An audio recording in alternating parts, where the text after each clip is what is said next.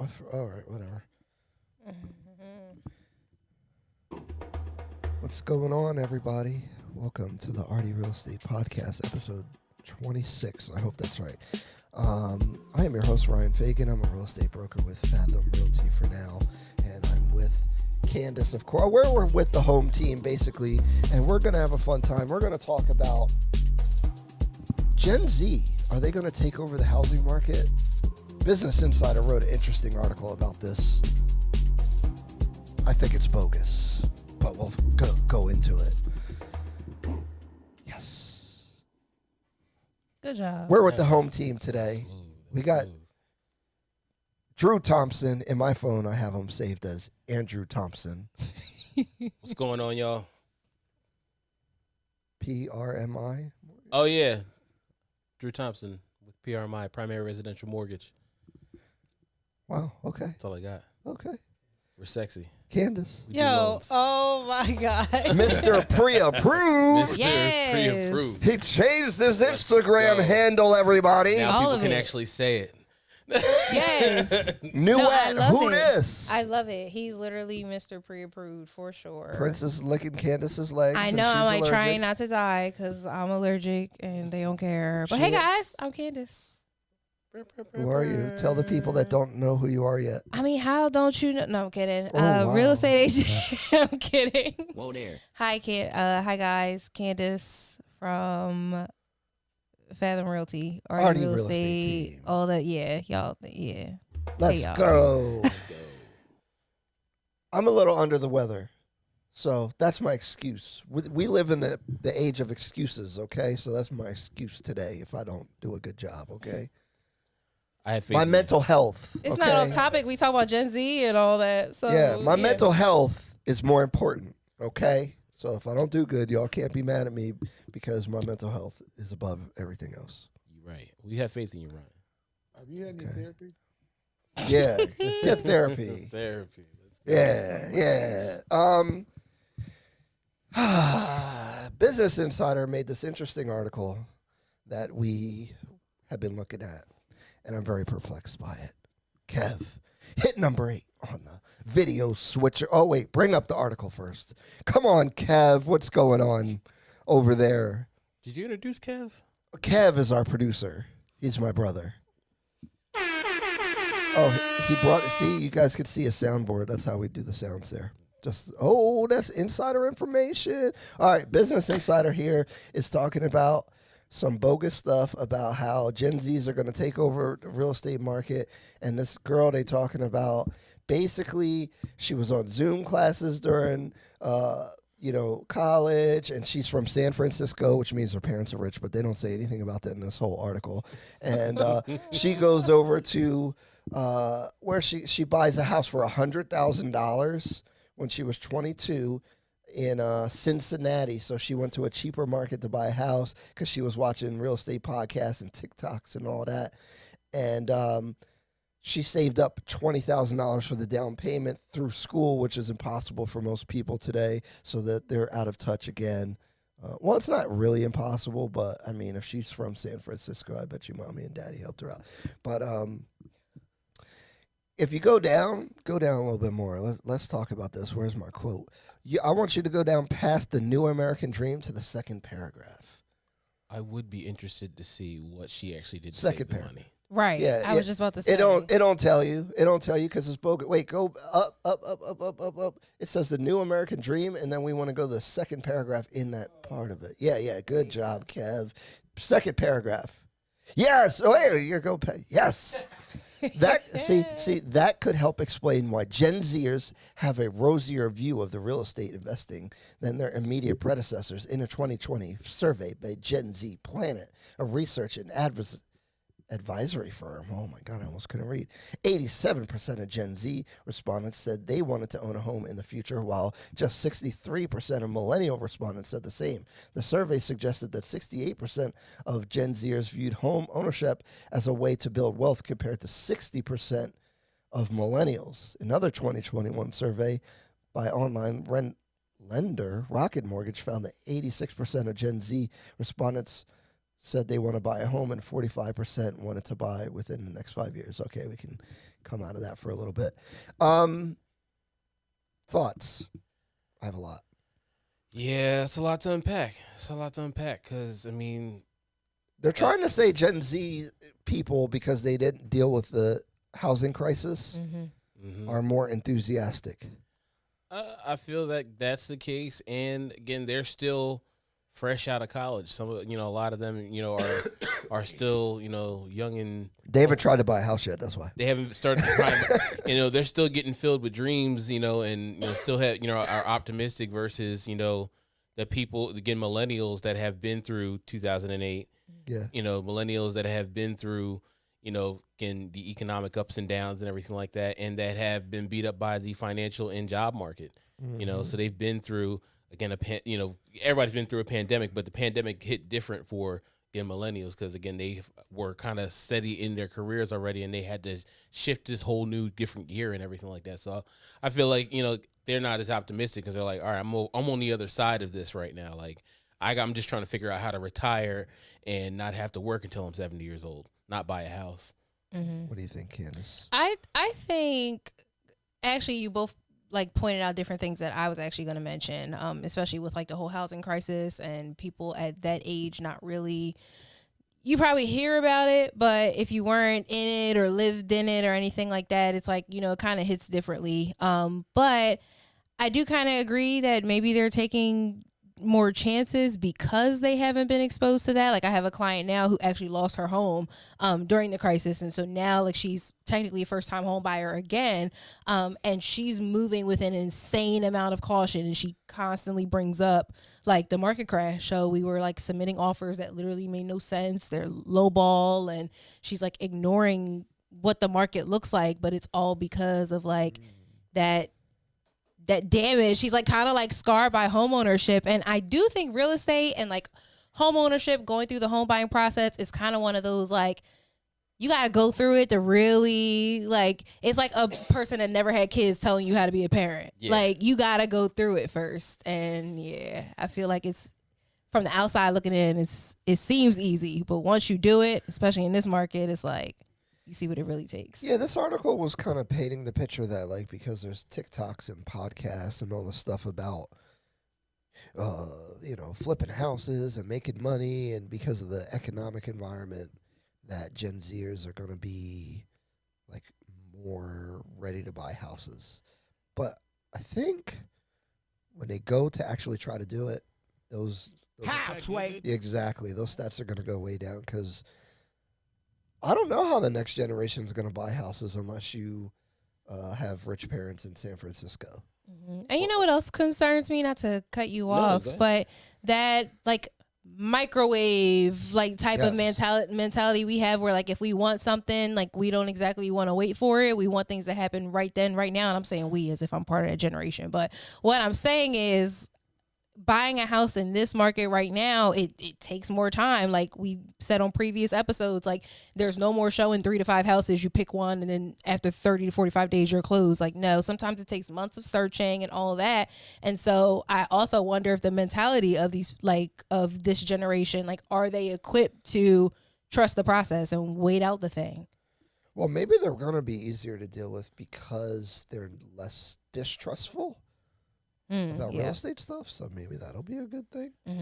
I think it'll be a little bit hard for them. So, I mean, you're seeing companies these online companies come out of it, out of the woodworks, and a lot of them are failing or scaling back. They have bad experience and stuff like that, which I also think is kind of scarred millennials, because everybody was in, that, let's trust Rocket mortgage stage, and not that they're not again, obviously they were a decent enough lender, but a lot of people had fallouts with those online entities and everything. So that was the rave, right? They said that about millennials. Millennials don't want to talk to nobody. The traditional salespeople are going to go away, and I kind of thought that early on.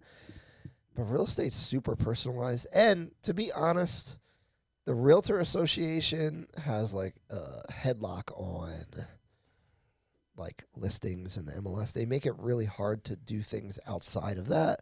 So, I mean, everyone gets afraid of Zillow and Redfin and all that kind of stuff, but they have not proven to be able to really be effective at taking a bite out of the traditional realtor business. Because again, you come into that space of almost being like being in a call center loan officer. Yeah. Where you are hiring drones and order They takers can't do to help it. people, and then they don't get the hand holding that they need, so they have a bad experience. Because every such situation's custom. Sorry. No, it boils down to, people, I think, again, the Gen Zers are going to look for that next Carvana of real estate. Yeah. And again, they're going to want that concierge. And again, unless rules change or the getting Realtors Association changes, It's not gonna work. we probably won't get there. Redfin and those companies will probably be as close as you get, to a concierge online. Yeah, when I see a Redfin listing, I'm like, what is that? Like, what are they doing over there? I'm like, dang, that owner's getting screwed. Oh, I really don't know a lot about it, but I don't feel like they're doing a good job. I've talked to their agents when I get their clients come through and everything like that, and I'll talk to the clients about different things, and like, your realtor didn't tell. Oh no, I don't tell. When was the last time you talked to him? Oh, 2 weeks ago. Yeah. What? Yeah. How?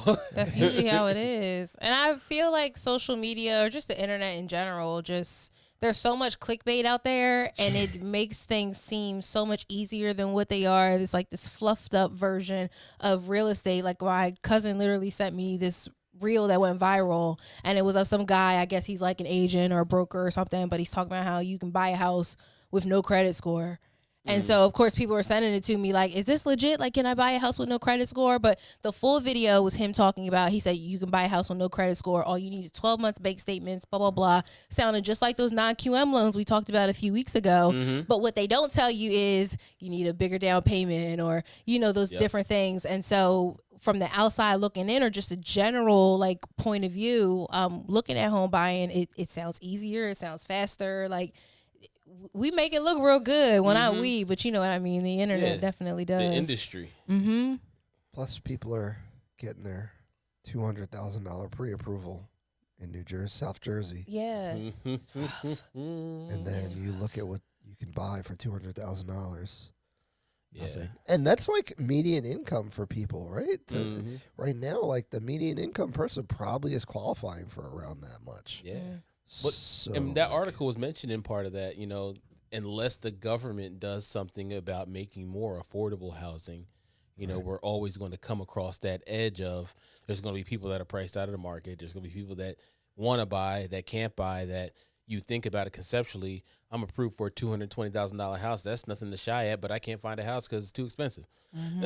Right. Man, the prices are too high. The American dream of the suburbs is why we'll never have enough housing, because I'm actually on my town's land development board where we approve these kind of things. And basically people are mad anytime you try to build anything right now. Like they want to keep the green space. They want to keep the density low. And if you don't allow people to build some levels of density, single family houses are not going to meet the demand no matter what. It's just like they're just going to cost a lot. Like if you go to Europe, there's all kinds of multifamily, large unit stuff mixed in with single family houses, and they have better public transportation. It's way different lifestyle. But like because of housing policy and zoning policy in most places, there's no way we're ever going to build. Like that's why California is so expensive. Try to build a house in California. Where on the forest where it's catching fire? Yeah, but the red tape, the government is they're gonna. Oh my goodness, it's gonna be impossible. But it's funny. You just said something that was key. About them building properties in a certain area and everything like that. You see these developments that are popping up that are putting apartments here, and then they're putting townhouses right there. So they're trying to create their own little ecosystems where, all right, we've got all these people in these apartments. They're eventually going to want to move into these houses because I know these people aren't going to stay here forever. Well, that's a good setup. Like, the problem is they shouldn't put them all in certain areas. Like, the best community would be mixed, like everything. Like, you might have an 8-unit building there, then you have some single families, a duplex, and it all mixed in. It's not really great for individuals' property values, but it's good for community.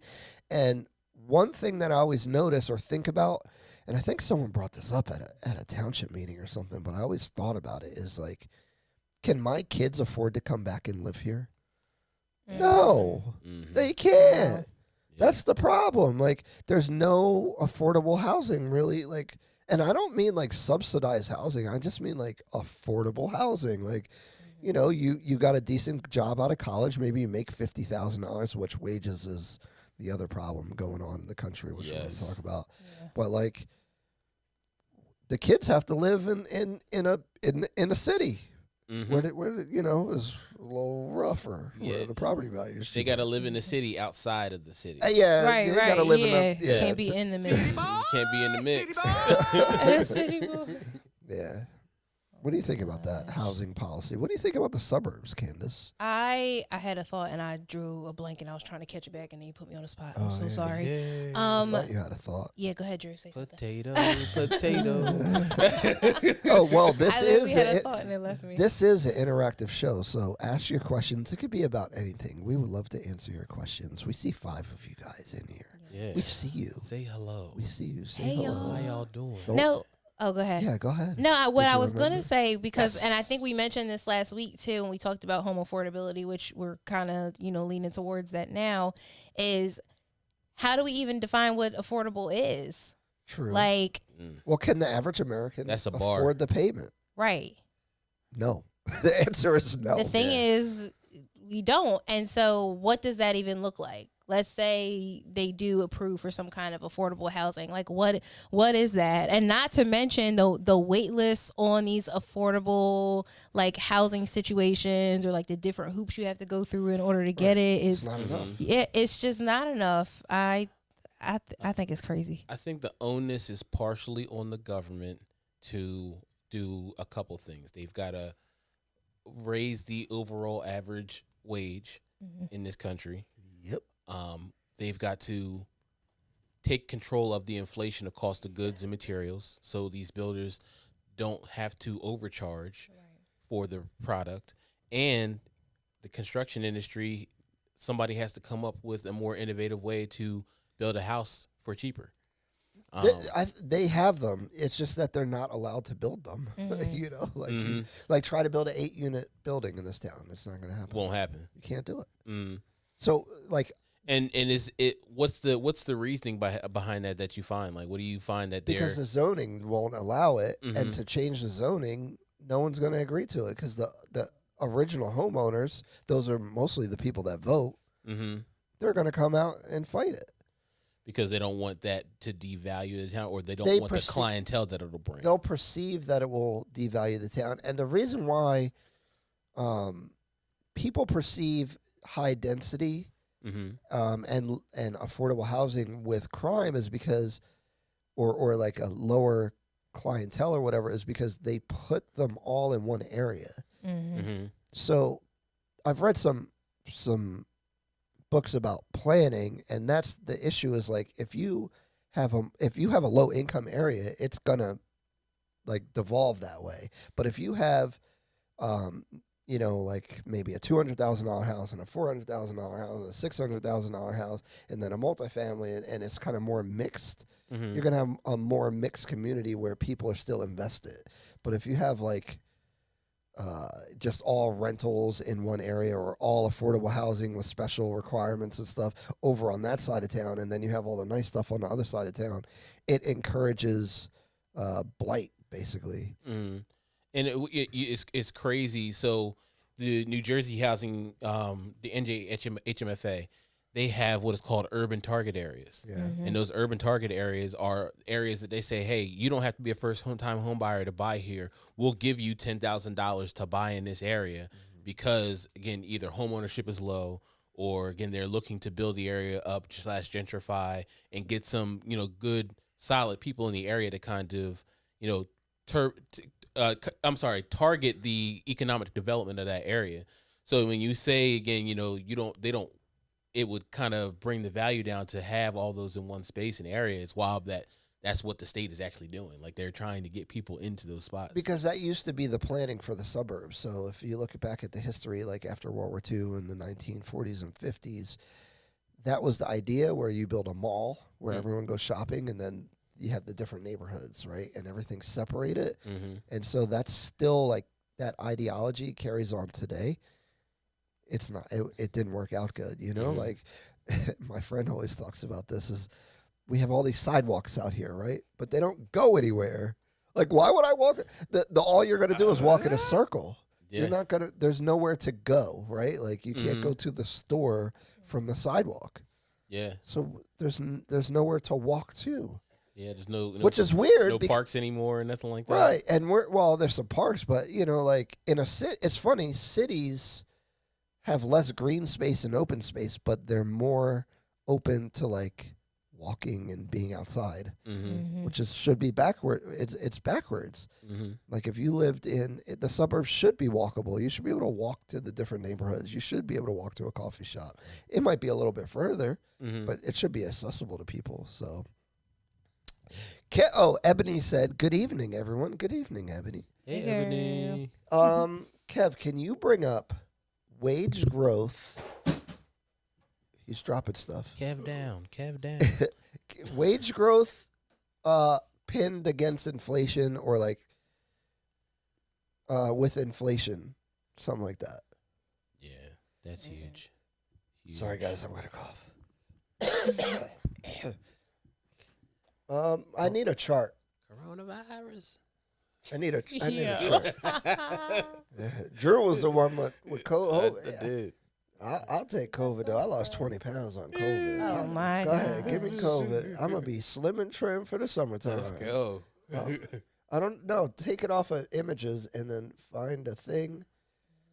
Oh Lord. And it's crazy how everything's going clip up that, except for that. people's wages. Mm-hmm. And then when I have to have conversations with buyers and they ask, what do I need to do in order to get my pre-approval higher? It's like, you got two options. You increase your income or you decrease your debt. Let's look at this One of the chart. two. It's crazy. Yep. Like, how Just else? allow it. All right. Let's make do with what we're looking at here. I was trying to keep it going, but then I saw Ryan you. was talking to Kevin through the mic, and I'm like, oh, Lord. Oh, I'm sorry. I know. I was like, I should just not talk in the mic. It's fine. Sorry, I didn't know. Blue is wages, dark blue is inflation, and so the difference is you guys losing money. When's this year from? Oh, that's just 2020. Month by month. Kev, just give me wage growth in the United States from 1970. So yeah, there it is. This is brutal.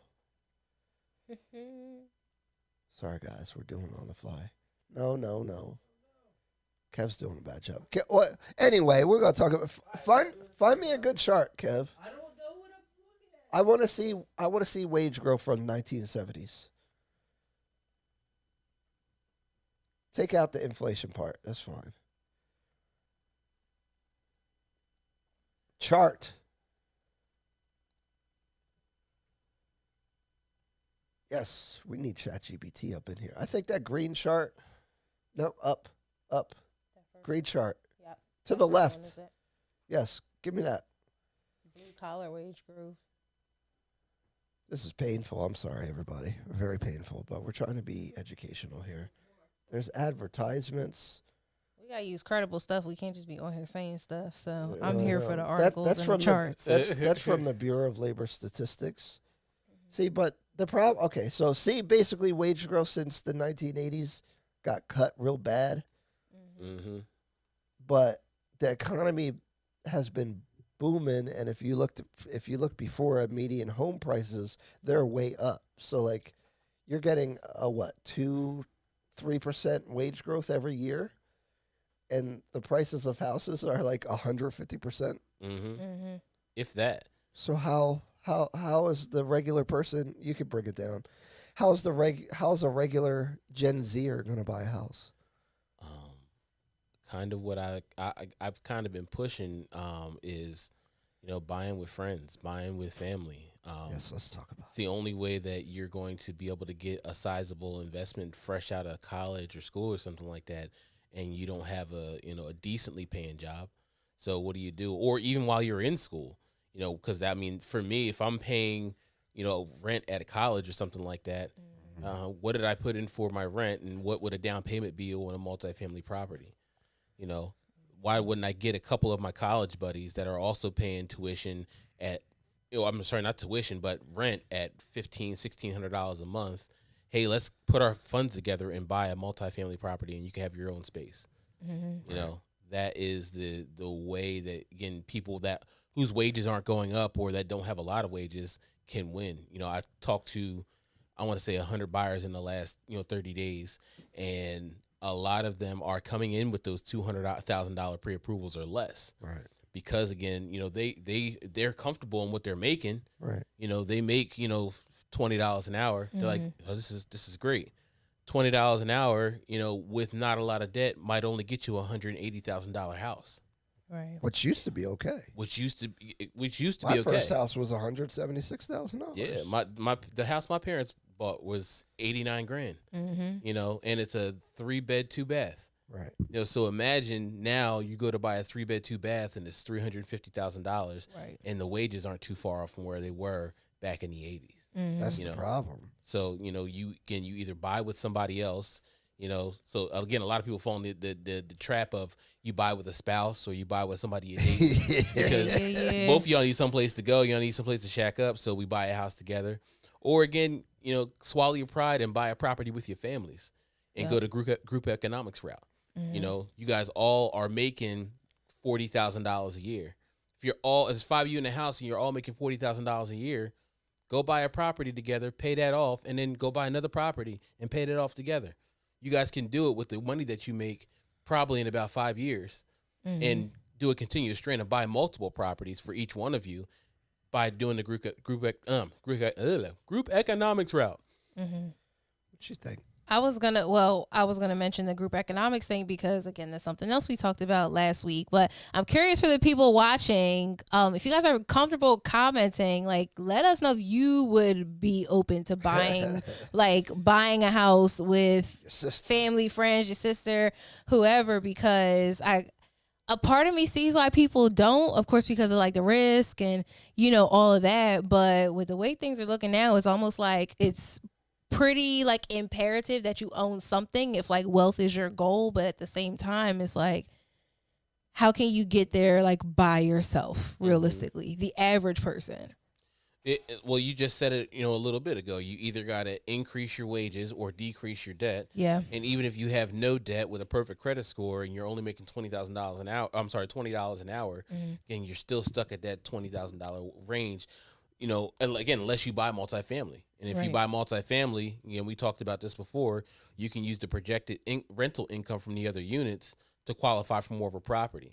So if you're buying a 4-unit property and you got rent coming from each of those other 3 properties, where you would only qualify for a $200,000 property by yourself, you might qualify for a $450,000 multifamily property. Right. So that would be the way to kind of get it on the ground level. Again, if you could, buying one of those type of properties, you rent that out and you live in it for a year, and now you have an income producing property that's paying for itself, and it'll pay for your next place as well. I actually think people's first idea would be to go to family to buy a house together. I actually think you should find friends or people with shared interests at the same age and level that you're on with the same type of vision, and have maybe some kind of definitely have written agreements for this kind of stuff. Yes. But I think that would work a lot better because you're on the same wavelength.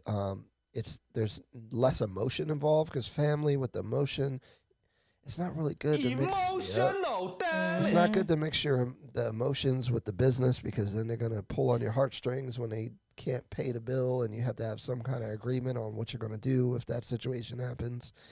So I think probably a better avenue is finding definitely college. If you're going to college, the benefit of college is the relationships. So, when you graduate with people and you guys get your jobs and you want to buy a house, but you're not liking what you're qualifying for, maybe try to find a college buddy who's living in the same area or maybe working remote and say, hey, let's buy a house together, a multifamily preferably, and go from there. Because, you're not married to that person long term. I don't mean married literally, but you're not stuck with them forever because you might sell the house in 5 and 7 years. Use that as a springboard to get your actual single family home that you wanted to get in the first place. And we talked about, as far as documenting, title and everything like that. I I think it was Valentine's Day we were talking about it, how people should hold it and stuff like that, and that you should really have your articles of organization going forward when you are, going to buy a property with somebody. So lay out your bylaws. How are you guys going to? What's your exit strategy if this goes south and goes awry? What are you guys going to do?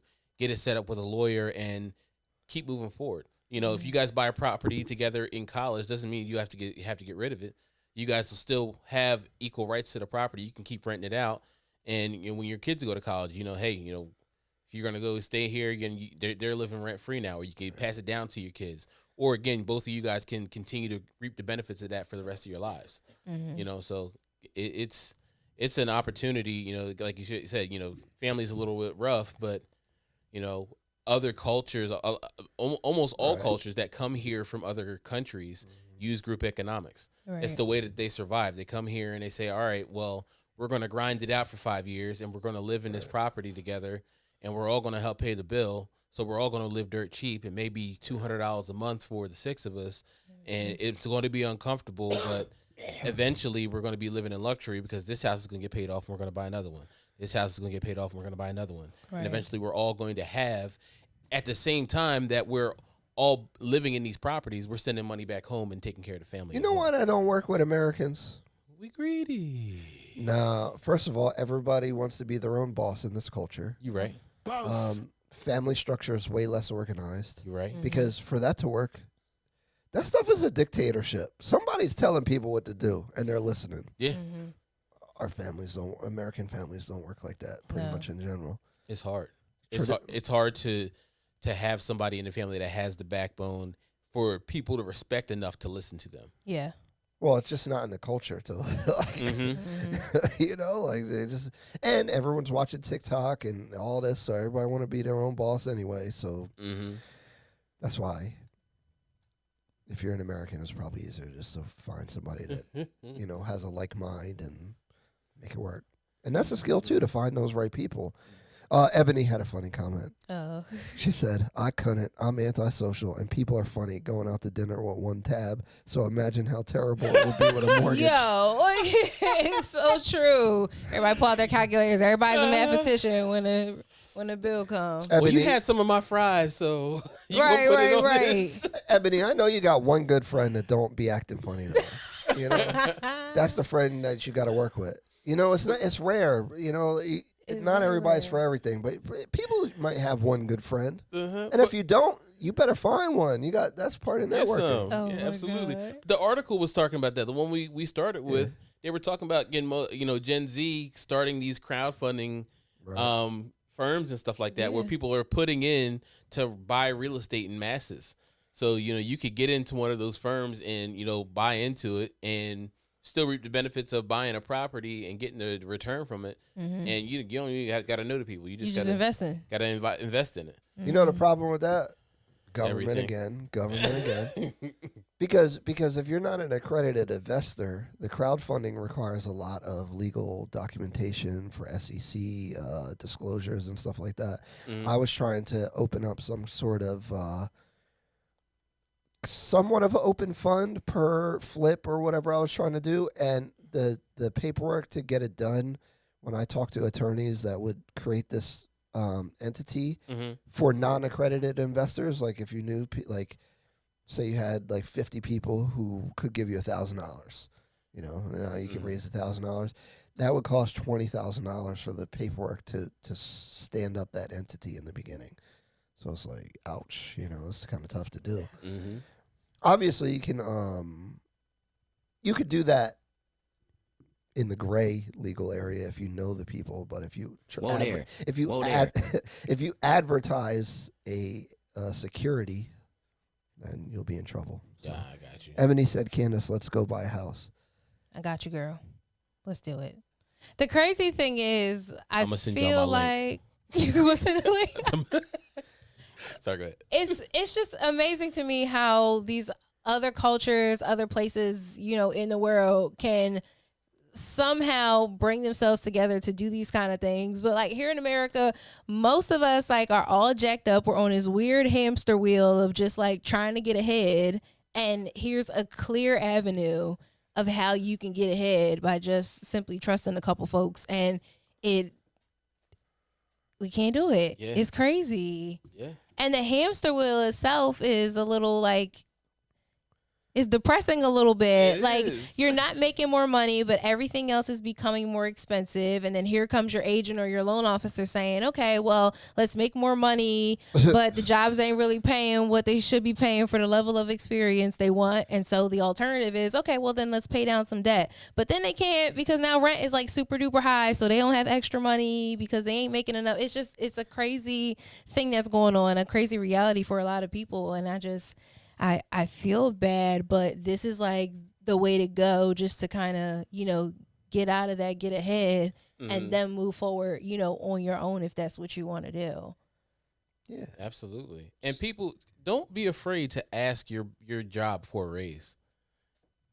Go in and just say, hey, Sure. I'm looking to buy a house, Yeah. and I need a 2% raise in order to qualify. Like, Hey. and what employer, besides somebody that has a really cold freaking heart, is going to say, no, I'm not going to give you a 2% raise? All of them will not do that. Right now we're like 7 for like 5 in the past month. No, you know what? But- there is a shortage of labor, so you actually have some leverage. Some with your leverage, job. yeah. Sorry, I was But do being it. The worst they pessimistic. can say is no, Yeah. but ask, folks. No, the ask. worst they could do is fire you. It's crazy though. Like, it's funny that you say that because it sounds so simple and it's probably very much possible. But think about it. Has anybody actually like told you when you were in college or in high school or whatever, when you apply for a job or if you're working for a company or whatever, you can just walk in and tell them, hey, I'm trying to buy a house. Like, can you help me out a little bit? Give me a little raise. Like, we don't even have that. I remember going on job interviews and they would ask me, like, what are my salary requirements? And at first I didn't know. Like, I feel like, and that's another piece of information that I feel like could be helpful for, like, especially like 9-to-5ers and, people who aren't working for themselves. Like, ask for a raise. But I wonder if people even know that they can do that. Yeah. I think there's a discrepancy between the way that someone who has a business and someone who works thinks, because if you're a 9-to-5 or you went through school, through the system in such a way where you basically do what you're supposed to do and how you're supposed to do it, so you don't really have the inner workings of how business and how things operate, so you don't really think to ask things like that. It's kind of like, okay, this is what this job career pays this amount of money, versus thinking that True. the way that it really like business works is if you bring in X money and the X, Y, and Z, and so you just don't have that mental flexibility to. That's why you listen to the Ardhi Real Estate podcast. If you was Yeah. working, now your mind has been open to multiple things. Talk that talk, Kev. That's right. Talk that talk. But that is a good point. But yeah, they don't teach negotiation. No. Because if they taught everybody negotiation, we would get nothing done here. Right. Ever. But like, listen, I could do that, but Right. Everything's Or- negotiable. or Since we're talking about alternative strategies and things, let's talk about some lesser known financing options for people. The first one I wanted to talk about was the USDA loan, which sounds like meat. I think of meat when you say USDA. Real. But- Yep. There's a USDA loan, and it's 0% down. And oddly, it has a income maximum based Yes. on your family size versus, and it has a minimum too, so you have to fit it within a certain category. Here in South Jersey, many areas are USDA approved. They also, so if you're trying to get this loan, it has to be approved in your area, and there's a map that you can use that'll tell you. And Drew, take it away. Tell us about the USDA loan. So I love the USDA. Really? We're actually sitting in a USDA eligible area. Yes. Right here in the great city of West Hampton, New Jersey, is USDA eligible. Don't And- tell people where I live. Oh, this is Oh, your God. house? Oh God. They're going to So- come get me. They're gonna come get you. This So, is a studio, this guys. is a This is not a studio. house. We could have been in the media room at the office. Right. So the USDA, like Ryan was saying, is the 0% down home loan guaranteed by the government. And what the government says is if you have a credit score that's 640 or better and your debt to income ratio is 41% or less, we'll give you or guarantee you a loan with the USDA, and you don't have to put any money down. We'll give you 100% financing. Now, again, like Ryan was saying, it's only in select areas. So if you were going to try and buy a property in Philadelphia, you can't use the USDA. It's not going to work. If you're going to try and buy a property in an inner city anywhere, it's not going to work. It's a rural loan. It's meant to be used in areas. Now, you don't have to buy a farm. You don't have to buy something that has 20 acres on it. Again, you could buy in a regular residential area with the USDA loan. Now, why they are not as widely known, one is because, again, they're not available everywhere. Two, they take a little bit longer time to get done because after us as a lender get it done, we have to send it to the USDA for their approval. Other than that, it's really great for people that don't make a ton of income because, again, you don't have to put any money down. There are also provisions for people that have larger families. So if you have 6 or 7 people living in your property and there's only 2 wage earners, they're going to give you credit for each of those people that are living in the property, and the income maximum will raise for the people that have more people living in their property. So for instance, on somebody that it may be an individual, one person looking to buy a property with the USDA, the maximum amount of money they might be able to make might be $103,000 in the state of New Jersey. But if they have 4 kids, that maximum may increase to 140, 150 because they have more people. And again, they're anticipating that you're paying for childcare. You have more expenses than others, so it makes sense. Okay. But the USDA, again, in my opinion, is one of the best loans out there because, again, it is 0% down.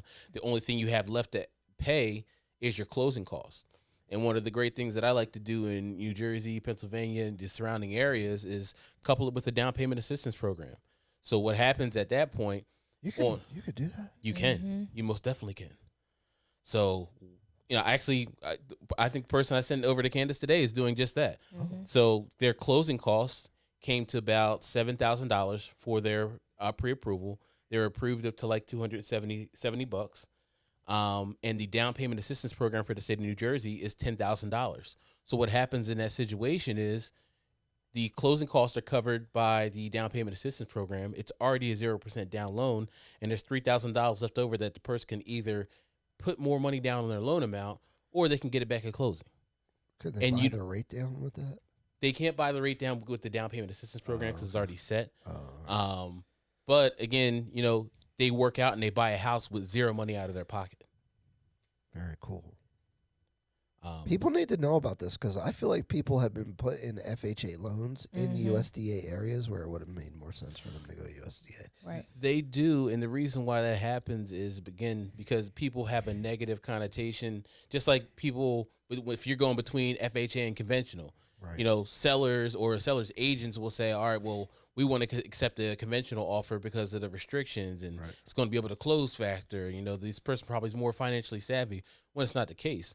If you have a decent credit score with the USDA, you might have a little bit of lag time because the USDA is getting so many applications and stuff like that in. Right. But again, you'll still be able to close the loan in 30 days. They make it seem like it's going to be, maybe. Again, maybe. But again, they have their turn times on their website. So if you get it's the government. It's the government. So they're lying.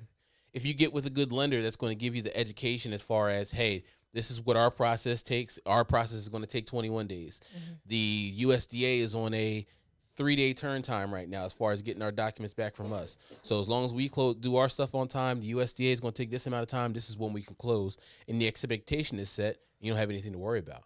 Mm-hmm. You just bought a house with 0% down. And the other beauty about USDA is FHA and conventional, you have this larger mortgage insurance fee. USDA only has the guarantee fee that you pay up front, just like the FHA upfront mortgage insurance fee. And then they have an annual fee that is spread out over 12 months. That's like 0.35% of that upfront fee that you pay. So versus the FHA where you might spend $200 a month in mortgage insurance, you might spend $20-$30 on the USDA for their fee that you pay. Right. Ebony said, with the down payment assistance program, do you pay them back? And if so, when do payments start? So it depends on the down payment assistance program. Most of the programs are 5 years or 10 years, non-repayable. If you decide to sell that property or refinance within the first 5 years, then you have to pay that money back. But kind of like I was explaining to somebody today, home appreciation, is normally around like 2.9 to 3.6% every year. So if you take 3 years in that property and you say, all right, I've got to, I want to refinance or I want to sell this house, your property is probably appreciated, at least 9% since you bought it, on top of the fact that you put money down when you bought the house and everything like that. So you're not going to be underwater or anything like that using the down payment assistance program. You already paid that money and you'll have it in equity.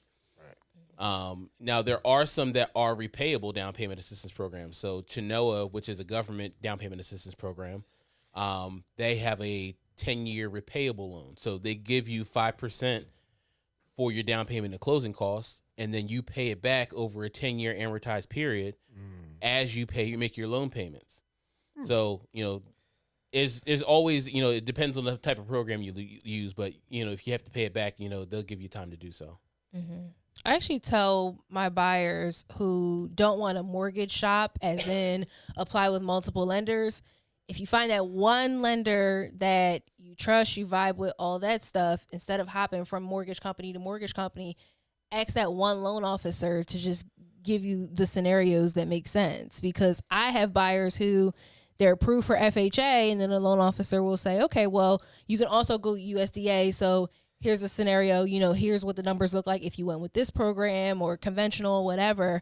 And it goes back to what we talked about like last week and even in the weeks prior, knowing to ask those questions, or at least having someone that, can tell you that these things are possible, that you can have different options. And, once you submit an offer on a property or even before you even look at the property, just see, does this qualify for USDA? And if so, what are the numbers looking like? Is it more favorable than an FHA loan or whatever?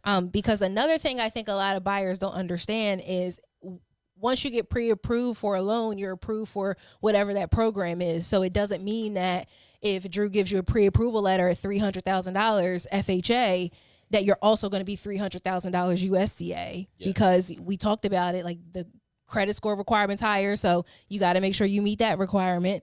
DTI is lower, so most of the time, and I'm sure you'll correct me if I'm wrong, if I'm approved for FHA and USDA, my approval for USDA is a little bit lower. Absolutely. So, excuse me. Oh, so, we all in here. So, again, I was explaining this today. So, you kind of have a little bit of a trade-off. So, it is going to be lower than the FHA, but not as much now because the mortgage insurance, like I was just explaining, is cheaper on, again, there's no mortgage insurance on USDA loans. So you'll have a little bit of a leg up, but the max DTI on the FHA loan is like 55%. Yeah. USDA is 41, so that's a large disparity. It's harder. It's much harder again to buy a $300,000 or $400,000 house with the income limit, with the USDA loan, because again, you're capped at that 41%. Now, if your credit score is over 680 with USDA, they will allot you like another 2%. It's like the max DTI you can go to is 43%. And then also with the USDA, so there's two different debt to income ratios. There's your front end ratio, which is just your housing expense.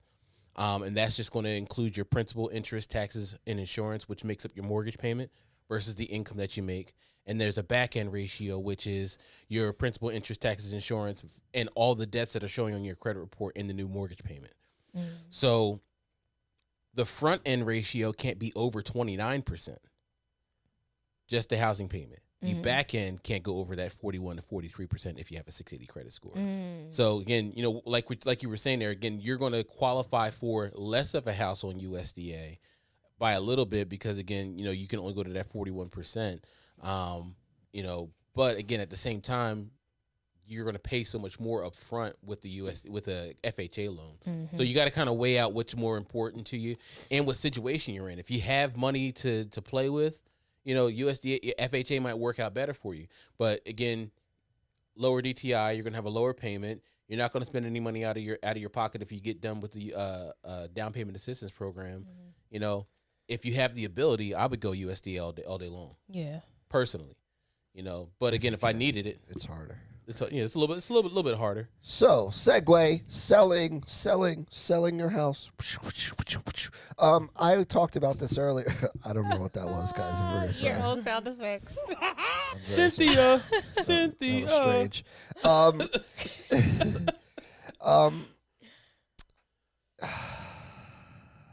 I lost myself. Oh, We're no. talking about selling. No, we're talking about selling.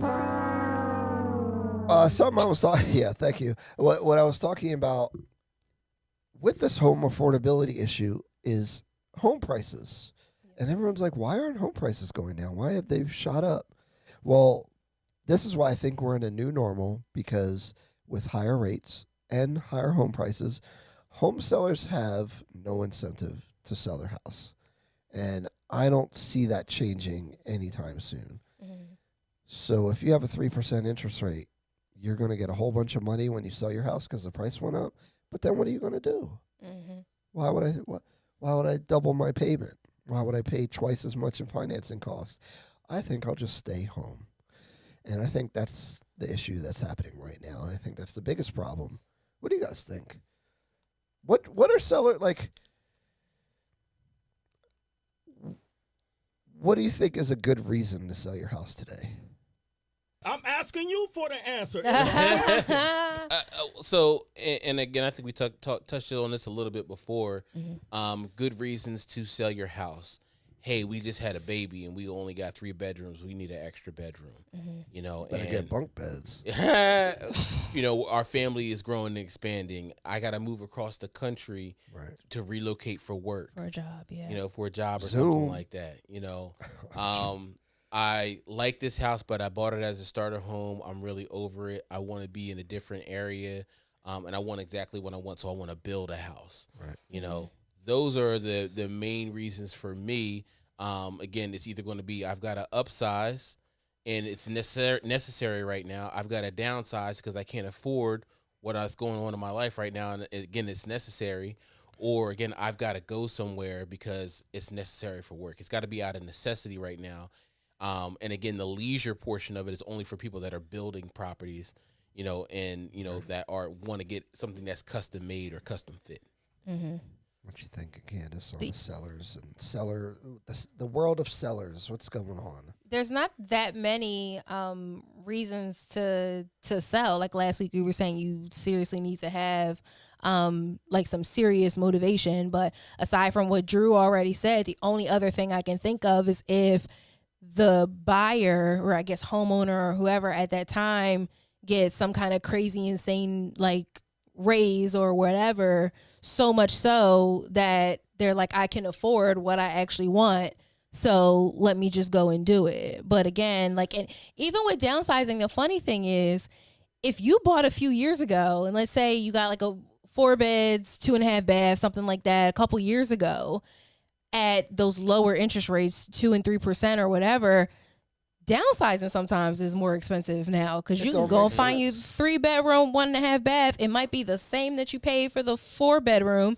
and then your payment's going to be higher for the smaller house because now the rates are higher. Yeah, you're going to pay more for you'll pay the same for less of a house right now on the downside.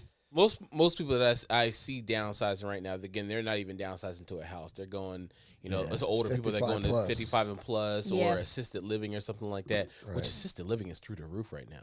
Some of these places want like $300,000 a year to live in them things. Oh like, my gosh, yeah. Yeah, it's nuts. It's insane through the roof. But again, people when they need that extra care or something like that, they have no choice. But yeah, that's what again downsizers is strictly because even if you can't afford your place anymore, I would rent it out before I sold it. Right. You know? There's always this question of when you're selling your house, should you rent? Because I got a call today, and the guy was saying he want to fix up his basement before he sells his house, and I'm like, unless it's like jacked up, why would you fix it up? Because they believe that they're going to get more money for it when they fix it up. I don't think you'll get a comparable amount. I always say for sellers, though, anything that's broken or like not working is a red flag, and it has a big negative effect on selling your house, but functional and clean, I don't see too much of a reason to renovate it. Now, if you're at the higher price points, then yeah, making your house look nicer probably makes sense. What do you think, Candace? I mean, and this, I guess, kind of changes subjects a little bit because now we're no longer talking about the incentive, but I'm seeing a lot of sellers, they're spending money on things that the buyer really don't care about. Like you spending a couple $1,000s to repaint the interior of the home just for your buyer, the new homeowner, to move in and say, well, I hate these walls, so I'm going to slap another color. It's like, why'd you put all that money out? Yep. But you ignored the leaking roof. You ignored the fact that the AC don't work and the summer's right around the corner. And because you ignored those things and put money into a fresh coat of paint, you sold the house under the asking price because after the buyer got the home inspection, they found out most of the stuff that actually matters really didn't work. Like, I feel like some sellers putting money in places where they probably shouldn't. It's like poor investment. Yeah. Listen to your experts. Absolutely. Now, Candace, what's your take on a lot of these neighborhoods that have like the brick or like the brownstone type neighborhoods that are a little bit older and they need work done? Is it worth the investment to get those fixed up before they sell them? Like, do they try to sell them as is? What are you finding, when you come across properties like that are kind of like they're in that row home aspect, but they got, they got nostalgia in the neighborhood, stuff like that? What do you tell people in that situation? Honestly, I feel like it depends on what exactly needs to be done. Like, I feel like when it comes to us listing homes, and I'm sure Ryan would agree with this, it's like you have to literally look at that individual property and say, okay, well, when's the last time the HVAC system has been serviced? When's the last time, like, how old is the roof? Like, how many years are on it? Like, how many layers are on the roof? Like, just different questions that I feel like an agent would ask that specific owner, and then based off of those answers tell them, okay, well, I think that this needs some attention. I think this is okay to pass on. I'm pretty sure we can get you a good amount without you having to put money in this area, but it's probably better if you get rid of that knob and tube. Like, just different things where I feel like it's not really a cookie cutter question, but some things I do feel like buyers care more about. And the funny thing is, Ryan was talking about, we were looking at a particular listing, and you could visibly tell whoever the owner was, they came and completely like renovated the inside of the house, looked gorgeous, but like the roof's leaking.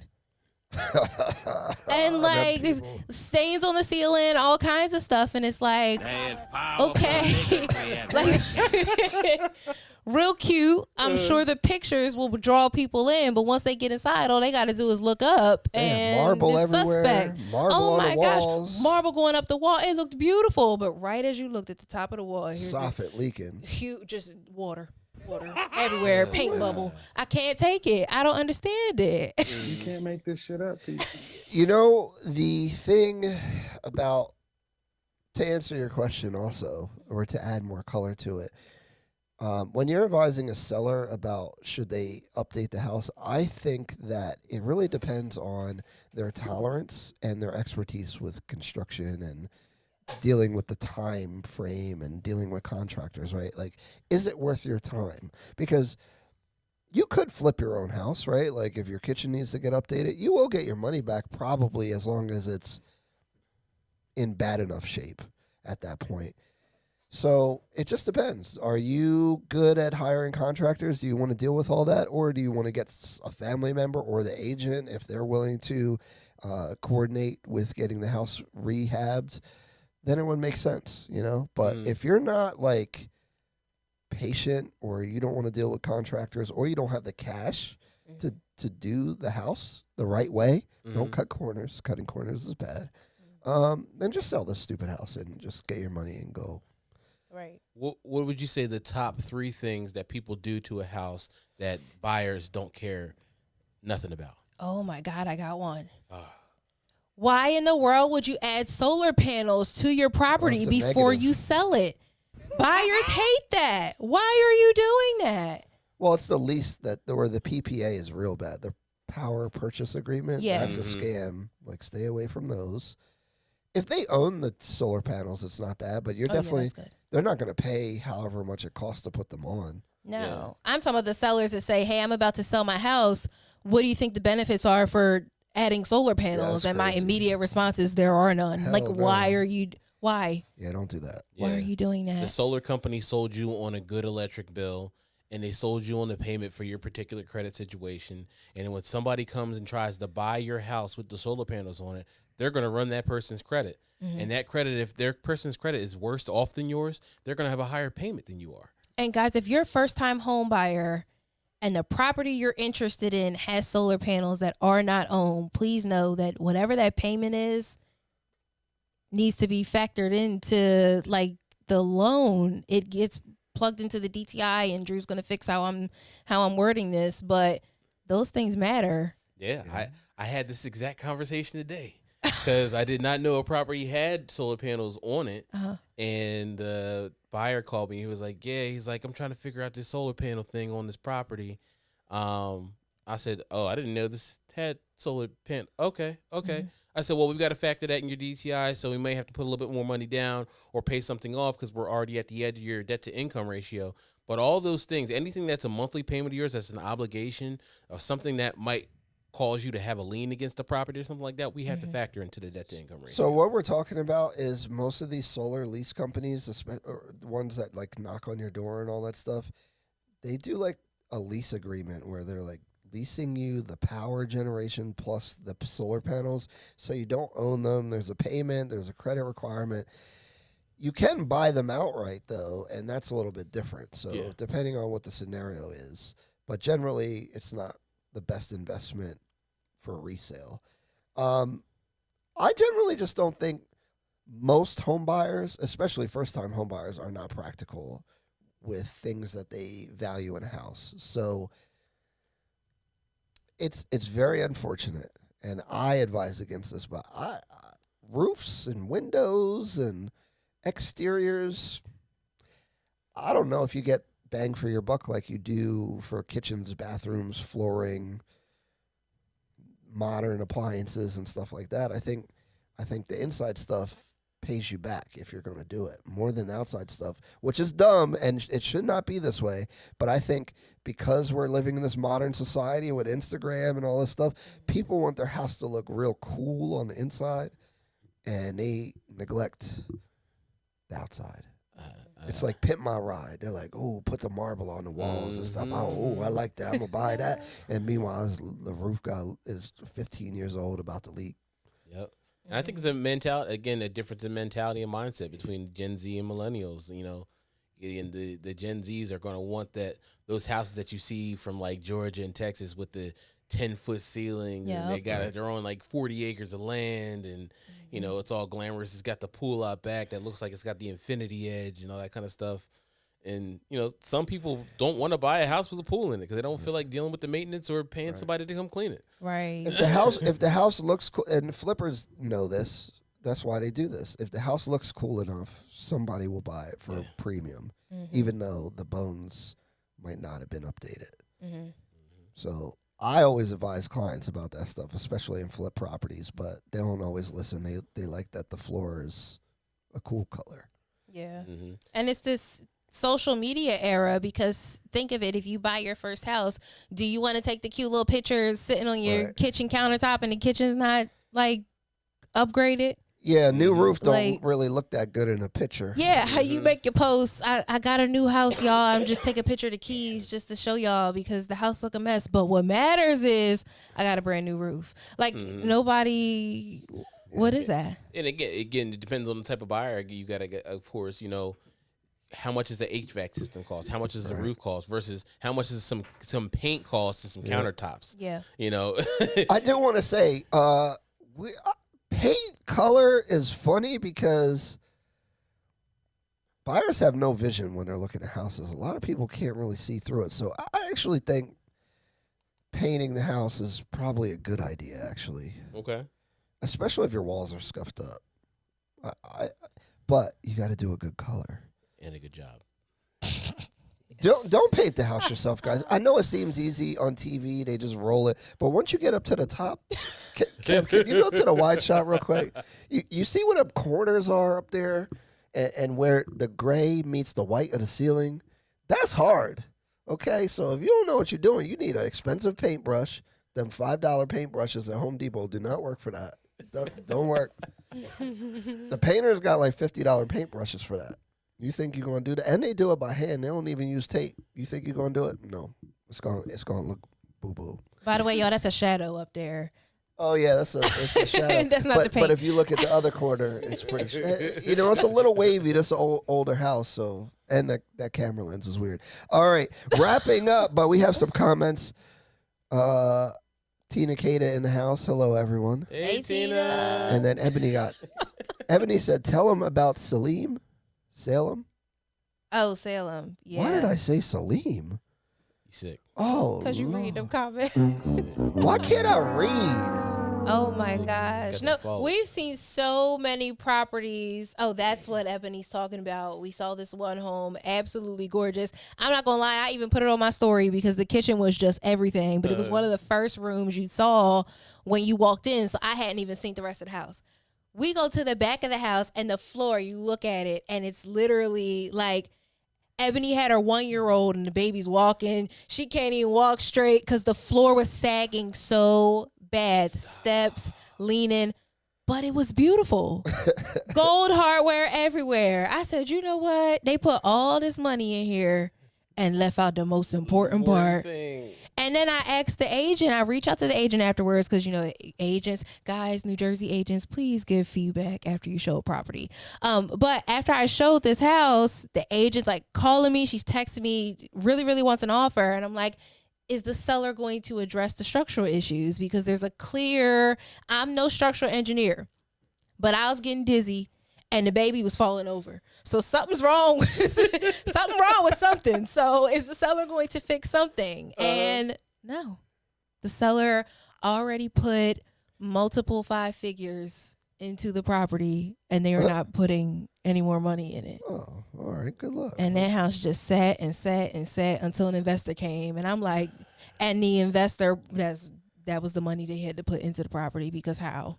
Yeah. Last one we got here is Ebony said, why does it seem like sellers aren't taking FHA? Stigma in their agent. Yeah.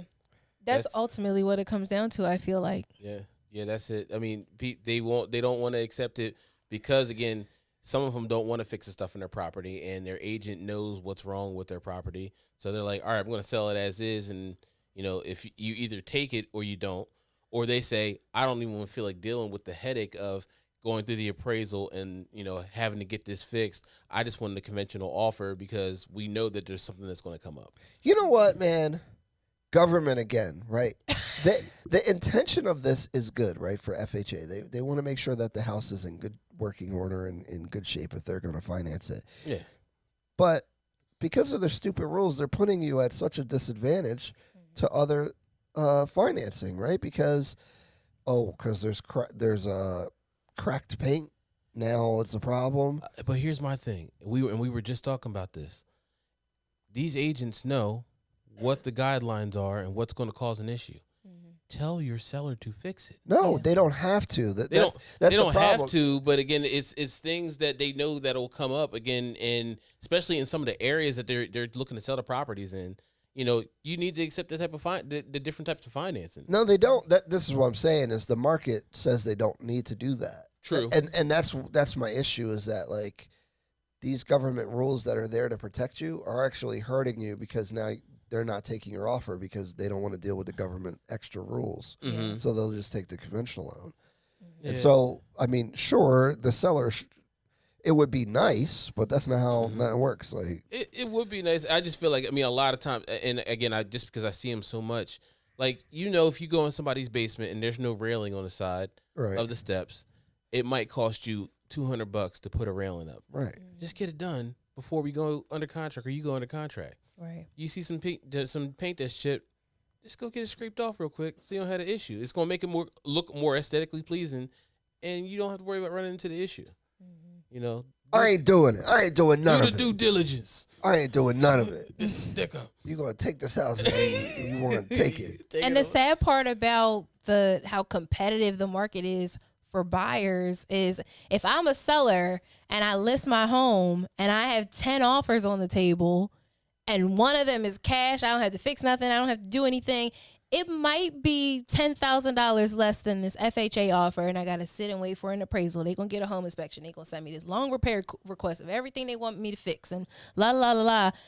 I might take that cash offer that I'll probably make $10,000 less, but we're going to close in 2 weeks, and I don't have to deal with the back and forth and the negotiations. I have a buyer's agent now, like on one of my listings. Well, not exactly the agent, but the buyer. They want things fixed that literally like make no sense at all. You literally want us to change the structure of the property, how the property was built, all because you don't like it. Like, I can't.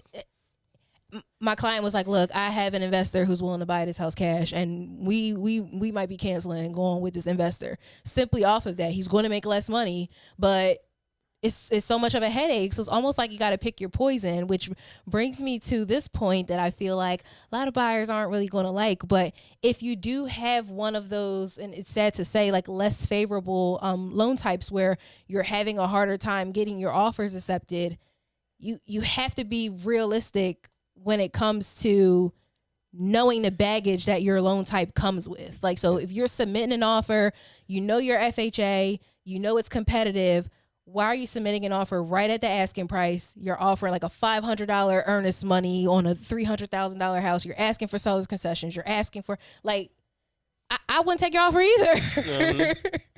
Exactly. You got to consider the source. Yeah. You got to consider the source. You know. Listen to your people. Absolutely. Mm-hmm.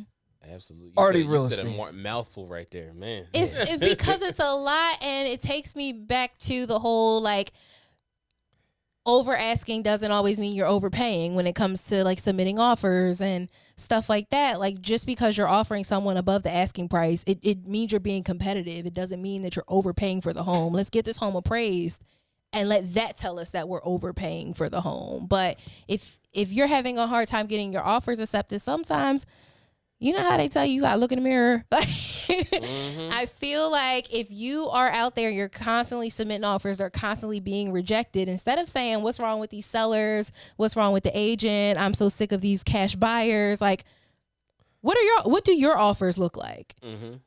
Maybe some adjustments need to be made in our offer. Yeah. The market's not going to bow down to you. You have to play the game where the game is at. Yep. And if you don't like it, then don't do it. Mm-hmm. And just get yourself a phenomenal agent like Candace that is going to advocate on your behalf. And it's really not going to matter too much because she's a beast. With that being said, this is the Ardhi Real Estate Podcast, episode 26, with the home team, Drew Thompson, Candace Solomon, Ryan Fagan, and Kev on the board. Kevin on the producer board. Gen Zs. If you guys looked at that article, I think it's bogus. Thank you for asking questions, and Ebony and Tina for the 5 other people in this live being creepy, not saying anything. Nosy Rosies. Don't be ninja watchers next time. See ya. Peace.